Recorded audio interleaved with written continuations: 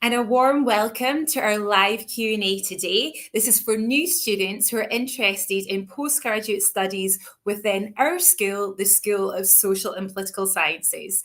I'm Lindsay Crawford and I'm Student Experience Manager within the School of Social and Political Sciences here at the University of Glasgow. And I'm delighted to welcome you today. I know to this live session. I know we've got people joining us from across the globe, so it's really great that you've given us the time today. Please let us know in the chats where you're tuning in from and we'll be able to give you a little shout out. So we're with you live for 45 minutes. This is going to include a presentation. This is a quick introduction to our school and our postgraduate programs within SPS. We'll also be answering a few questions that have been submitted prior to today's session. And we're also planning to answer as many questions as we can that are submitted in today's chat. So please just comment with any questions that you have for us today and we'll try to get through as many of them as possible. So today I'm joined by my colleague Ty Solomon and I'll just let Ty introduce himself to you. Great. Thanks so much, Lindsay. Hello, everyone. Hello from across the globe. Like Lindsay said, my name is Professor Ty Solomon. I'm a professor of international relations here in the school, which is located in the politics and IR departments. And so what I'm going to do with you today is just, as Lindsay said, run through a presentation that introduces you to our school, who we are, what we do, and maybe some of the things you can expect when you arrive here in Glasgow. So I will just upload the presentation. I'm not very techy, so bear with me. So can everyone see that? Can get a thumbs up if we can see that? Okay, great. So welcome to the School of Social and Political Sciences. So who we are, what do we do? What does a School of Social and Political Sciences do precisely, right? Because it's not exactly clear from the name.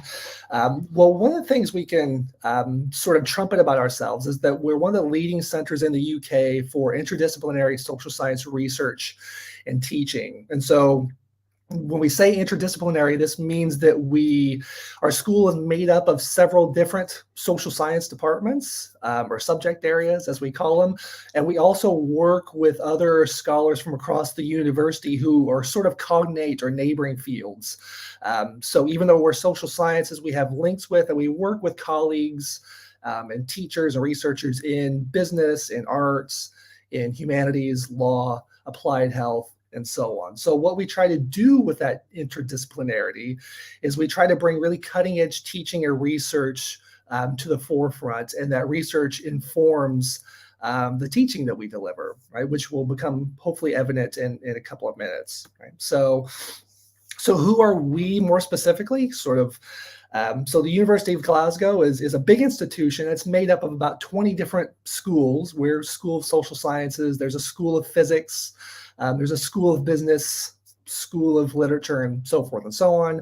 But we're one of the biggest schools in the university. So I think we're second only to the business school, actually. So we have about 3,000 students, undergraduates and postgraduates. So we have a big, really diverse school. Almost half of our students are studying at the postgraduate level, at the master's level. So there are a lot of students studying what you're coming to study with us for. So there's big cohorts across our different subject areas. We're very diverse. We have students from across over 100 different countries just within our school studying social sciences, and we have more than 250 teaching staff themselves from across almost 40 countries. And so you might be able to tell I'm not a native Glaswegian or UK. I'm from the US myself. There was a little thing going on in the US today. I don't know if you guys were paying attention to the news, but we're a really diverse teaching school as well.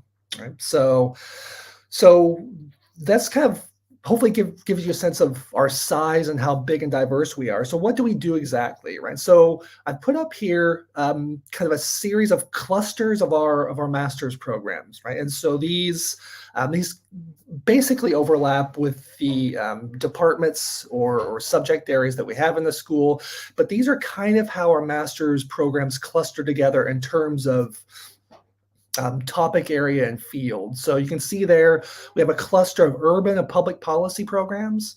We have a cluster of media and communications programs, a cluster of what we're calling sort of global studies programs, sociology and criminology, then politics and international studies, right? So I won't go through all of those, but you can sort of see there the diversity of all the different master's programs that we offer. And so you can kind of get a sense of how diverse our teaching fields are, which attracts that diversity of students that we have, right? So me, myself, for example, I teach in politics and international studies. So I've taught before on the MSc and IR and some of those others there.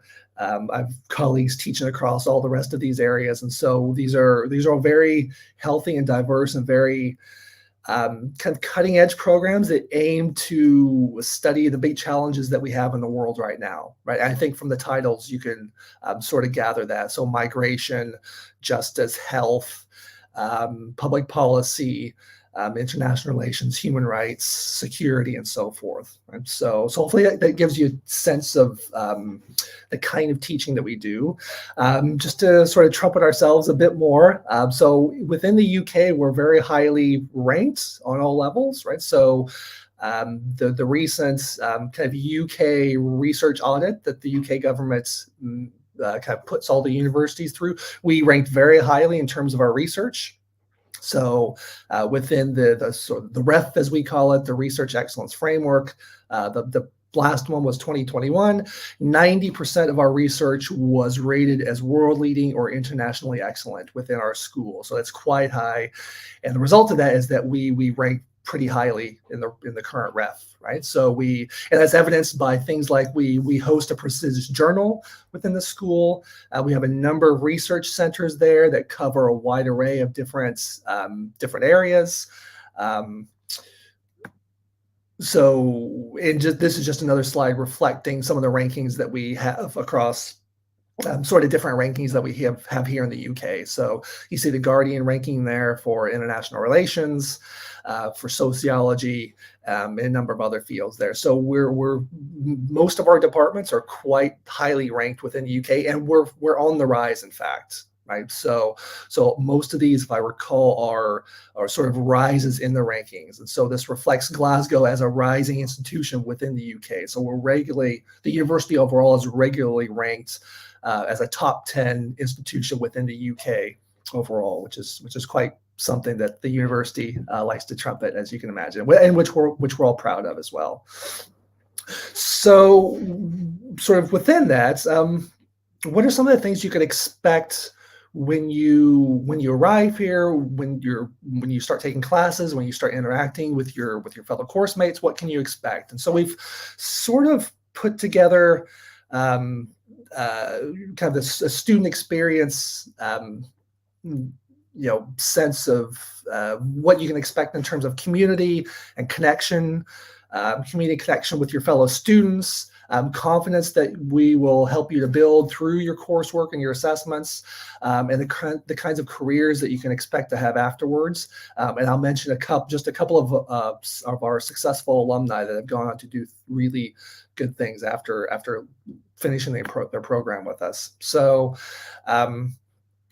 just in terms of connection, our degree programs with their, in that interdisciplinarity that I mentioned earlier, help students to connect sort of academic studies with real world practice. And so most of your courses, you'll be reading sort of original academic studies, but also linking them back to real world problems that you're seeing in the news right now. So I think across all of our subject areas, we strive to not just sort of remain at sort of the abstract academic level, but we really strive to connect academic work, academic studies with problems and challenges in the world right now.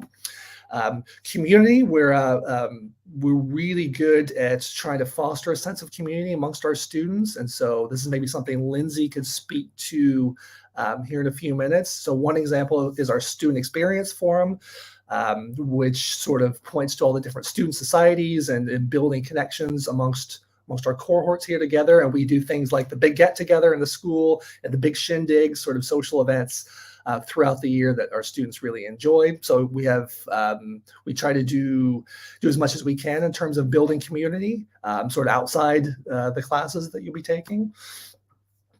Confidence. So the kinds of things that we have you do in social sciences are things that will build your confidence and transferable skills that will both benefit you once you leave the university. So things like research and communication skills, your language and communication skills, rather, research skills, your self-esteem and your resilience. So the sort of the academic boot camp that will put you through at master's level.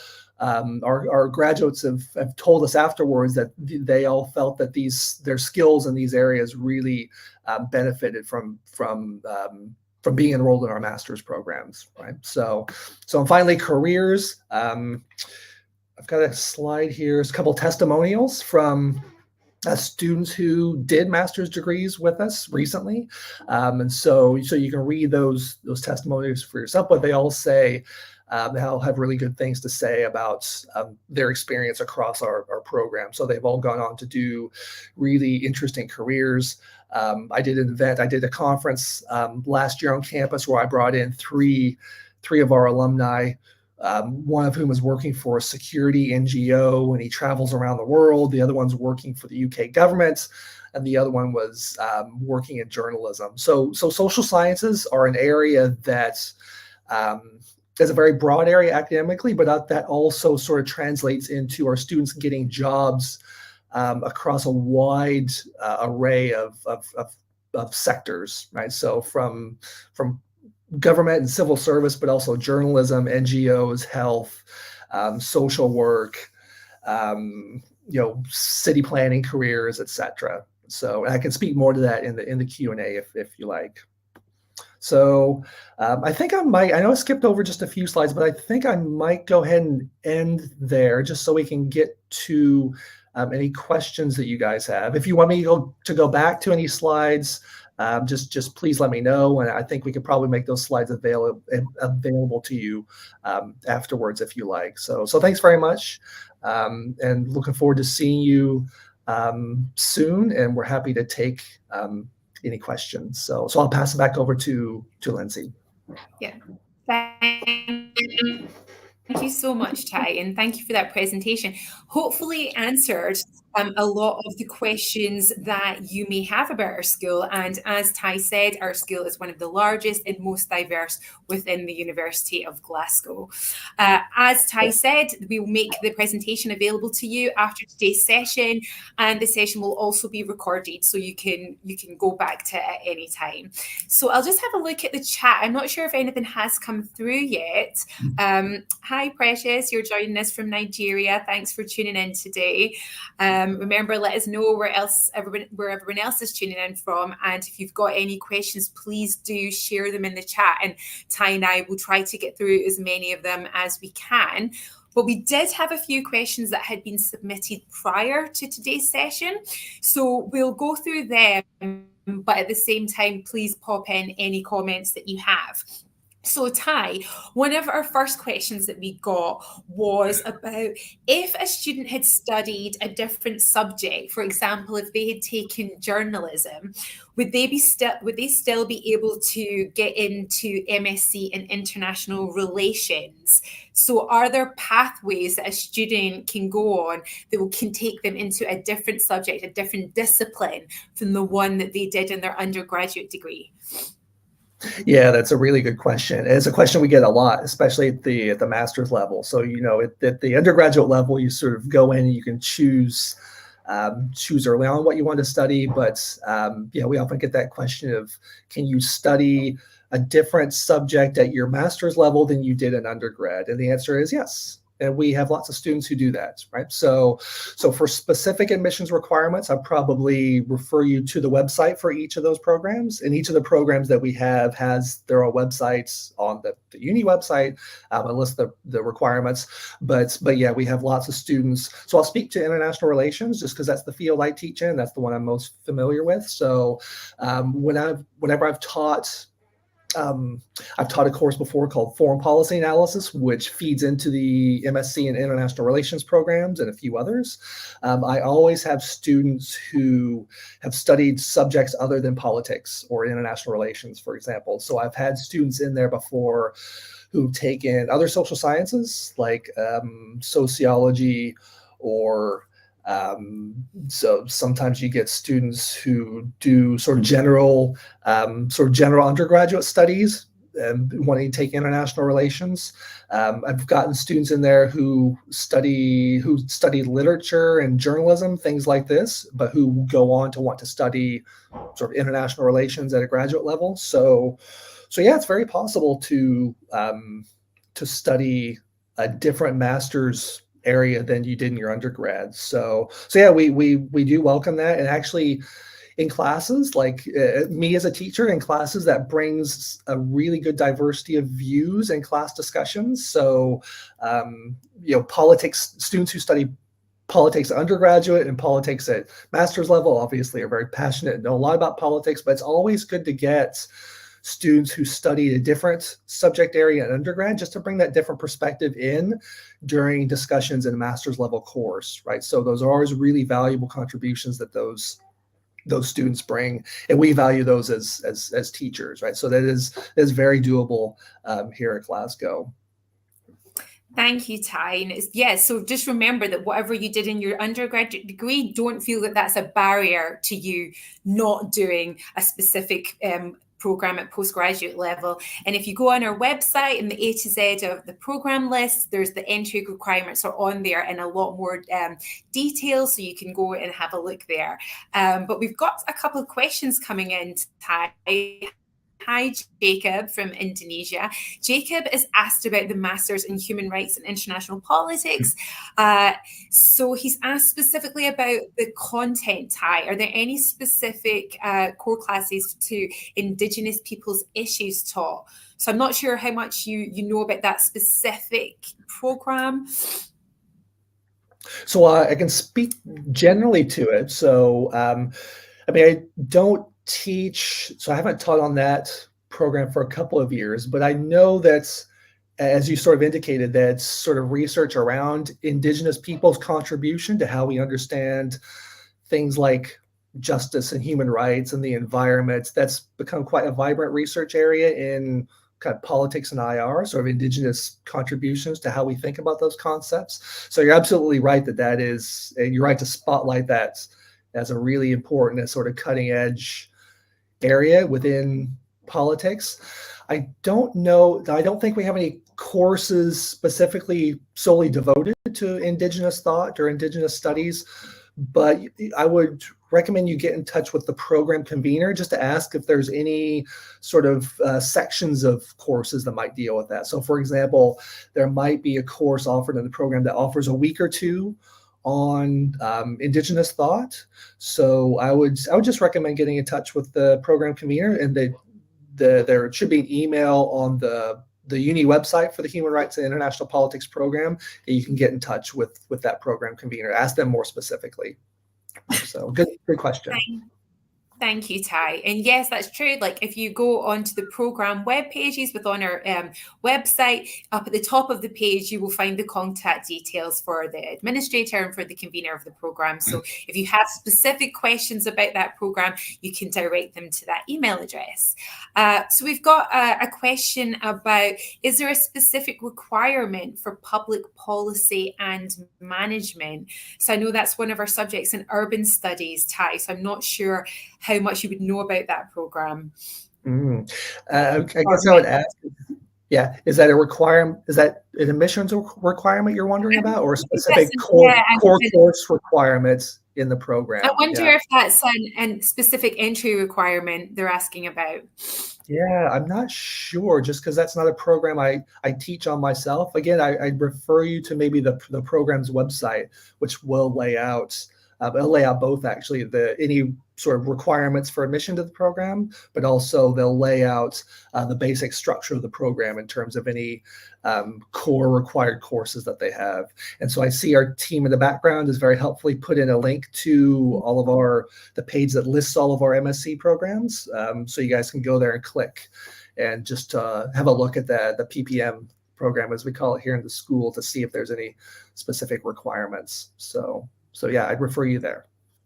Yeah, thanks, Ty. Yeah, the link's just been posted in the chat, so you'll find that to all of our MSc programs that we offer within SPS, and you'll find detailed information about the entry requirements there, the kind of courses that they offer, career prospects from those courses, so a whole wealth of information on those sites, so please check it out. We've got another interesting question here. I was wondering why the MSc in Global Health is taught in the School of Social and Political Sciences, whereas the MSc in Global Mental Health is taught in the School of Health and Wellbeing. Do you have any insight into that, Ty? Yeah, that's a really good question, interesting question. So, and we have a couple programs like that kind of across the uni that look similar, but sit in different schools. And so I think, I guess I would wonder, Simon, are these two programs that you're looking at, or you sort of set on us, but then saw this other program that you think might be more what you want? So I guess the difference so I don't have that much familiarity with programs in other schools, but I will say I would think that the difference would be a program in the School of Health and Wellbeing, especially a program on global mental health, would be a much more sort of clinical and sort of healing-based program, sort of like a medical program-ish, whereas the program of global health that we have here is much more focused on the societal politics of global health, if that makes sense, right? So global mental health, I think, would be probably training you how to treat mental health in a variety of ways that will prepare you to go out and act as a practitioner in global health. Whereas our program here is much more kind of, again, social science based, and in the sense that we're looking at global health as it is couched in and embedded in a society which deals with governments and so forth. So it'd be looking at things from that different perspective. So we won't be training you to go out and be a mental health professional, but we will be training you to go out and to be able to analyze global health trends within societies and within countries. Hopefully that clarifies that a bit. Thank you. Thanks, Ty. So we have a question from Alia. So an admissions question. Is it possible to apply for another course in the School of Social and Political Sciences when they've already received an offer from another course and accepted it through the application self-service? So can you give an overview of kind of admissions procedure, Ty, for our school? I actually don't. I can't give much of an overview of admissions procedures, just because it is kind of controlled out with the school, right? So I refer you again to those web pages that we put in the link earlier that will actually, for that specific question, I would get in touch with admissions, because that's quite a niche question. So yeah, it's unfortunately not one I can speak to with any confidence, and I wouldn't want to give you incorrect information, obviously. So admissions is probably the best route to ask them directly. Yeah, I agree. So at the university, admissions is done centrally, not within the schools or the subject areas. And there is a huge admissions team based in the university. So if you get in touch with them, they will be able to answer any questions you have about the whole admissions procedure. Okay, I think that's just, our colleague has just posted the admissions link in there for you, Alia. So just send your question to our admissions team and they'll be able to get back to you. So before we wait for a few more questions to come in, we'll maybe go to another one of our questions that has been been pre-submitted. And this one I imagine will be really important to those that are joining us today. You know, when you're thinking about taking a master's program, you're obviously thinking about where that will take you, what career that will lead you into. So Ty, are you able to give us a bit of an overview on the career prospects for students that undertake a postgraduate degree within SPS? So I know you kind of touched on it within your presentation, but are you able to go into a bit more information on what a degree within SPS can lead you to? Mm-hmm. Yeah, sure. So again, as this really broad-based school with those, go back to those 5 different sort of clusters of areas that our programs sit in. I mean, I guess the honest answer is it's really diverse. So I mean, several of our programs are kind of more broadly based, whereas some are much more kind of specific career focused. So take, for example, our MSc in urban planning, which sits in urban studies and public policy, that cluster. So that'll be specific training for a very specific kind of career path. Whereas something like the field that I teach in politics and international relations is quite a broad-based field. So graduates that do a master's with us in sort of international relations, they're really well prepared to do a variety of things, and they have gone on to do a variety of things. So like I mentioned, those, I just come back to them because I just invited them to campus a year ago. So there's three alumni that I brought in for this event. One is, he works for an NGO that helps he was like trying to find landmines in sort of ex-conflict areas around the world. He did an MSc with us. Another one, she works for UofG, which is the energy regulator, the state energy regulator here in the UK. She's an analyst for them. And we've had other students studying both politics, but also journalism. We have a journalism program, go on to do journalism in various capacities. So I know it's sort of a vague answer, but the nature of our school means that we have lots of different sort of career paths baked into our programs, which means students go on to do loads of different things. And so one of the things I'll bring up here is that we have a really good career center on campus. And so we don't just sort of leave you to figuring things out for yourself.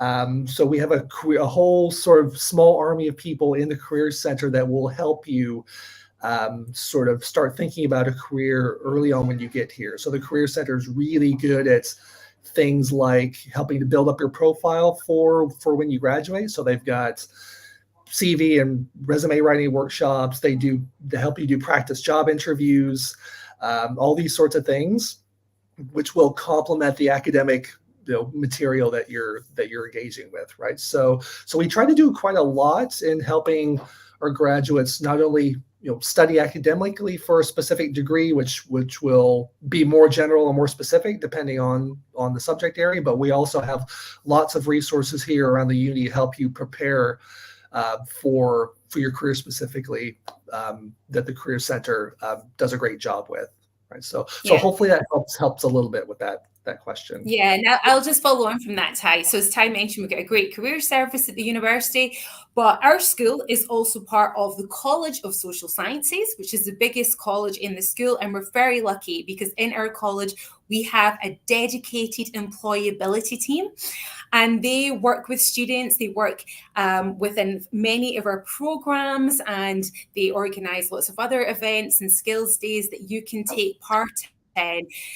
Take part in their events, take part in their activities, take part in their skills days to really enhance and develop your professional skills and really help you get that edge when you go out into the workplace. So if you come to study with us in SPS, you will have access to their wealth of resources as a social sciences student, and that really work with that team closely. They're really great, and lots of support there for you.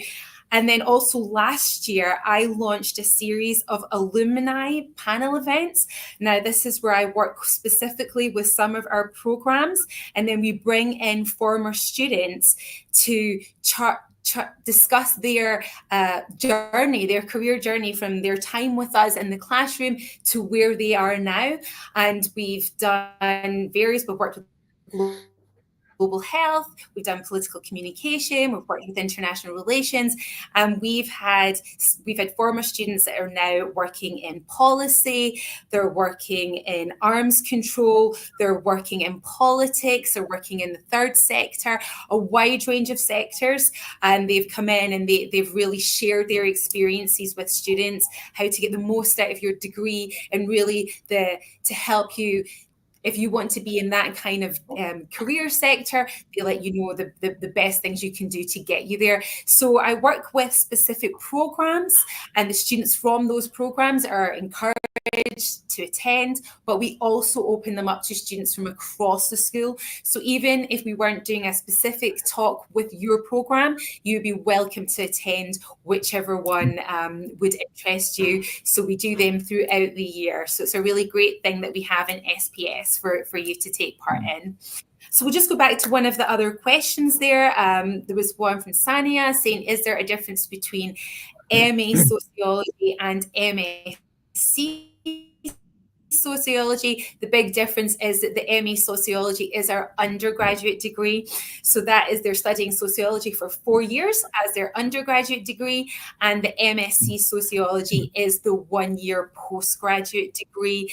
And I think details of these will be shared in the link, so you can have a look there. But yes, that's the difference there. One is an undergraduate degree and one is our postgraduate degree. Simon, sorry, you've just asked about the alumni talks recorded. They're not actually, we're not recording them at the moment. That may change in the future. We always take on board any feedback from those attending. So at the moment they are in person events. We really try to encourage students coming together. Sometimes the speakers are not always in person. They're joining us from online. But at the moment, the students, everyone that's attending is there in person. And we haven't recorded them as yet, but this is something that we may think about in future. But it's a really great thing that we do in SPS, and hopefully those who do join us next year will be able to come along to some of our alumni events. We did speak about career support and employability support, so I'm just going to ask one of our other pre-submitted questions that could be really relevant to many of you.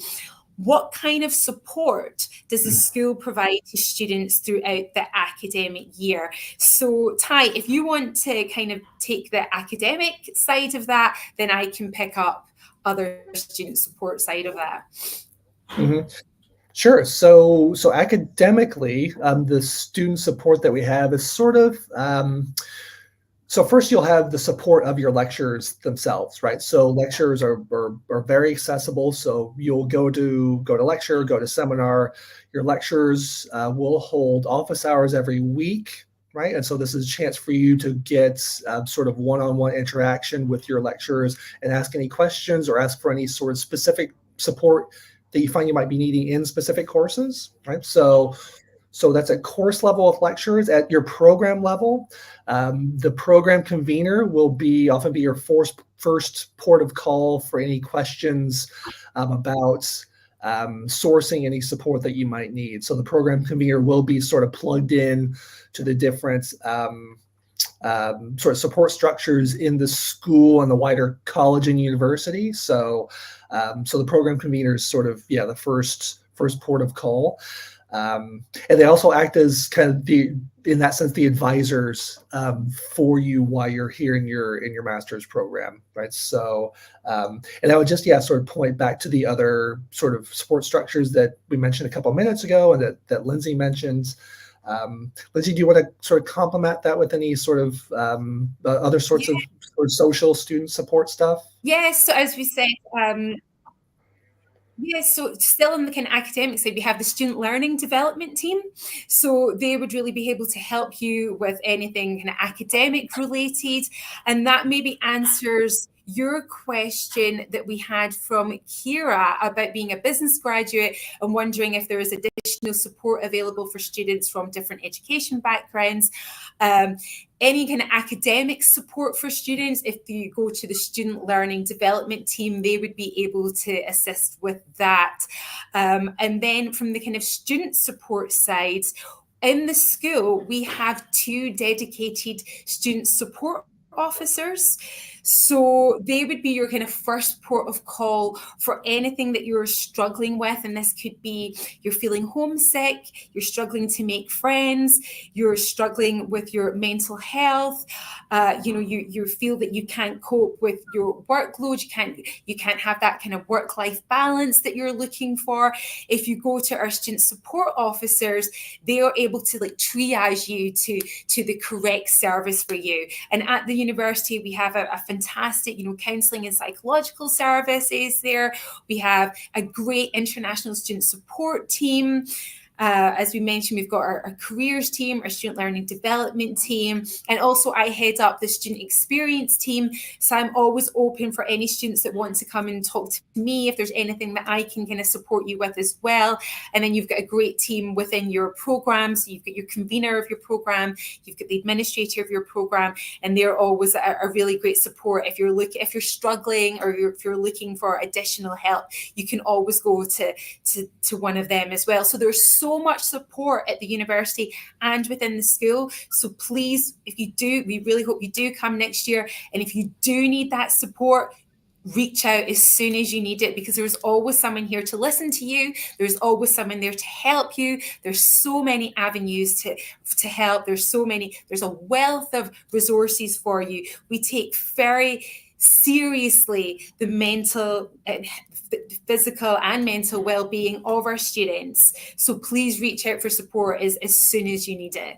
And I'll just see if there's any other questions there in the chat. I'll just give another quick shout out to the SLD, the Student Learning Development Center. So they've got, it's kind of a college, I think it's a college-wide or university-wide thing, but they've got university-wide, but they've got sort of devoted people that sort of focus on helping students in social sciences within the SLD. So just to sort of reiterate what Lindsay said, they're a really great resource to help students both at undergraduate but also at postgraduate levels that are devoted to sort of our school and helping students in social sciences specifically. So just to give another shout out to them. Thanks, Ty. So we've just got a few minutes left. So I can't see any more questions coming up in the chat there that haven't been answered. But we had another one about, can you talk a bit more about the school community and opportunities for students within the school? So this is my area of expertise. So I'm happy to kind of kick this off, Ty.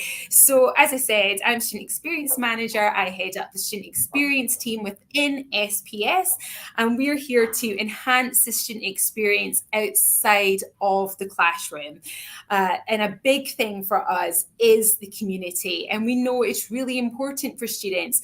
They want to get a great degree. What happens in the classroom is so important, but equally as important is what happens outside. They want to feel a real sense of belonging when they come to Glasgow. They want to make friends. They want to make those great connections.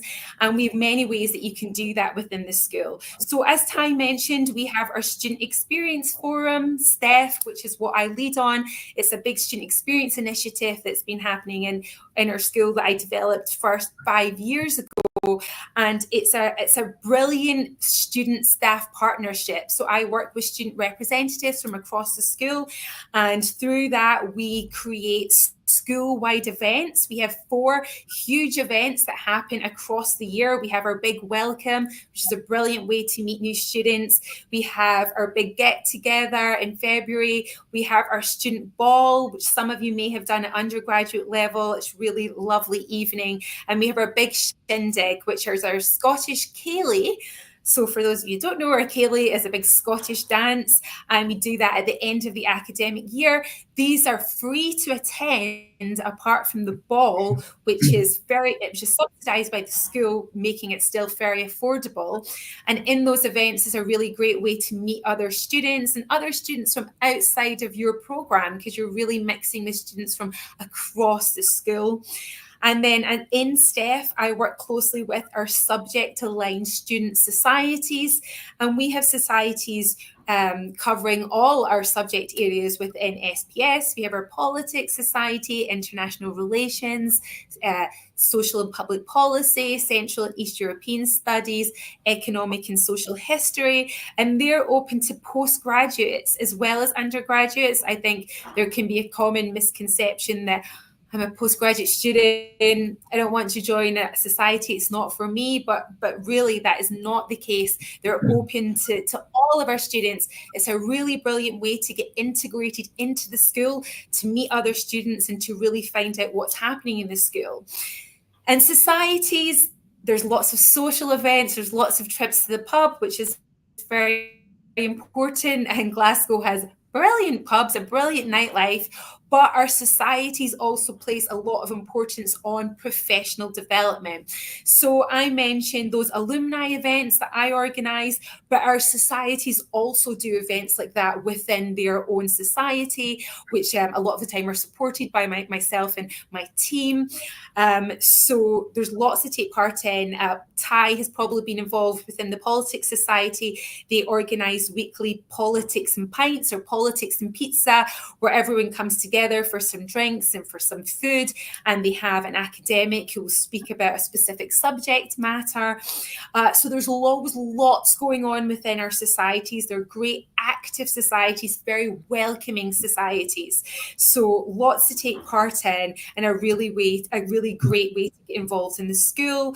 I think our social media channels have just been posted in the chat. So as Student Experience Manager, I manage all our social media across the school. So we're on X, we are on Instagram, we're on LinkedIn, and we're on TikTok. And that's another really fantastic way to find out what is happening across the school, across the university, and also in the wider community.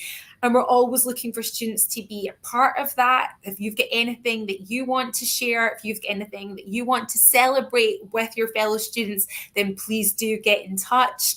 I also publish a monthly student newsletter that's specifically for SPS students. It goes out at the end of each month. It's a fantastic way to find out about any opportunities that are arising, and to really be plugged into what's happening within the community. We take, as Ty mentioned in his presentation, we take community so seriously. We know that feeling part of the community really helps with your transition throughout your degree. And there are just so many ways to get involved. So I hate Lauren.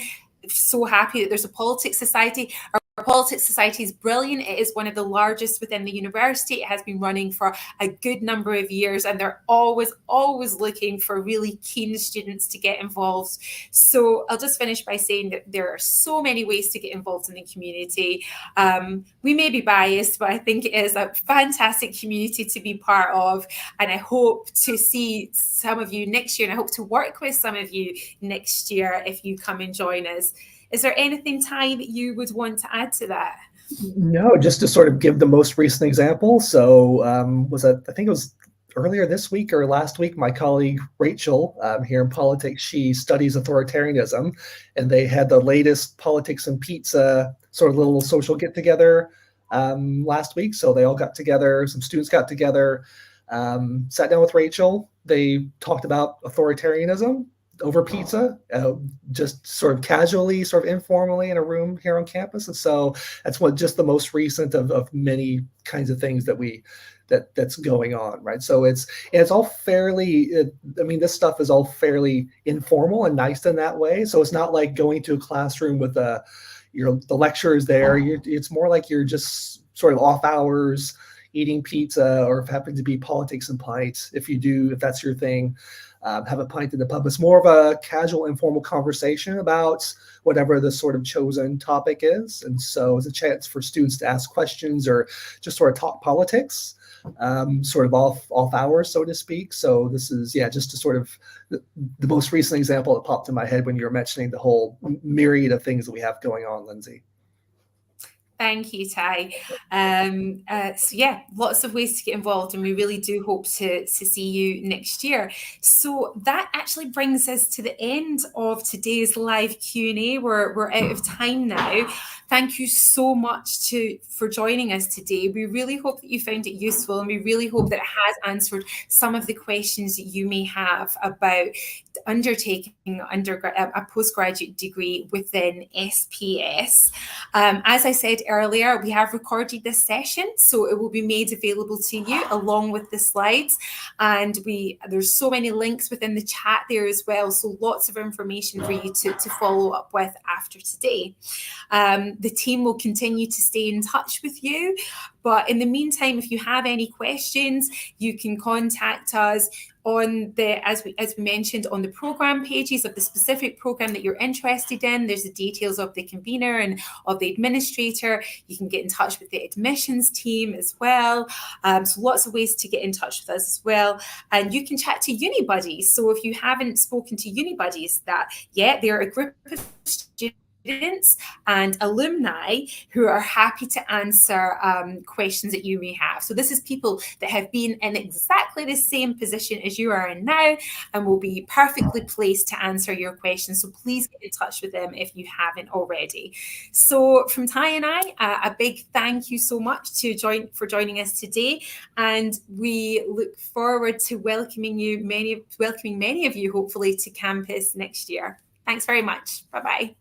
Thanks all.